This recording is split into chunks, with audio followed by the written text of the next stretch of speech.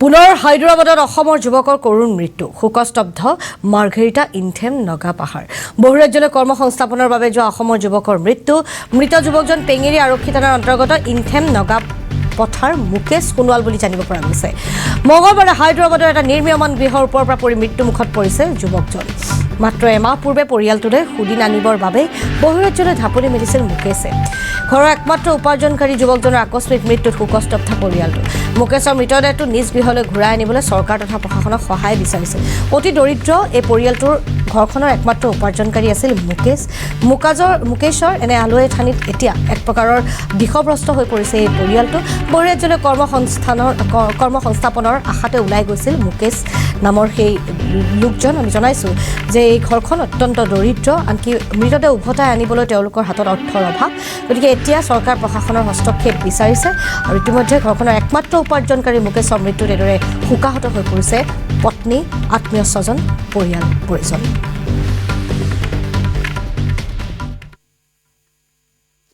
হয় চাওক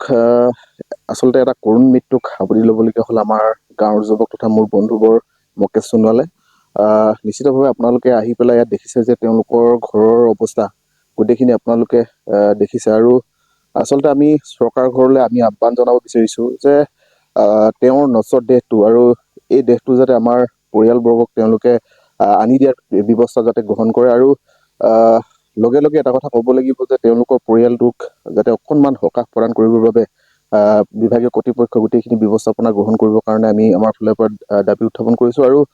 ইয়াৰ লগে লগে এটা কথা ক'ব লাগিব আপোনালোকে সকলোৱে জানে যে আচলতে আমাৰ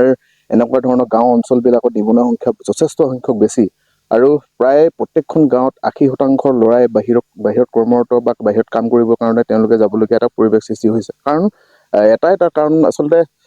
নিবনুৱা সংখ্যা যথেষ্ট বেছি হৈ যোৱাৰ ফলত কৰ্মহীনতাত ভুগি আমাৰ ল'ৰাবোৰে বাহিৰত গৈ কিনে কাম কৰিবলগীয়া এটা পৰিৱেশ সৃষ্টি হৈছে আৰু সেই আমাৰ এই গাঁৱৰ ল'ৰাজনো তেওঁ আচলতে হায়দৰাবাদত কাম কৰিব গৈছিল আৰু হায়দৰাবাদত প্ৰায় 4 মহলা এটা বিল্ডিঙৰ ওপৰত তেওঁ কৰ্মৰত অৱস্থাত ওপৰৰ পৰা পৰি পেলাই তেওঁ কৰুণ মৃত্যু সাৱটিবলগীয়া আছে আৰু এই মৃত্যু আচলতে সহজ নহয়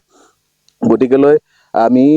চৰকাৰ ঘৰলৈ আহ্বান জনাব বিচাৰিছোঁ আপোনালোকে বিভিন্ন ধৰণৰ আঁচনি দিয়াৰ লগতে গাঁও অঞ্চলবিলাকত আপোনালোকে ক্ষুদ্ৰ উদ্যোগ নিৰ্মাণ কৰাত আপোনালোকে ব্যৱস্থাপনা গ্ৰহণ কৰক কাৰণ ল'ৰা ছোৱালীবোৰ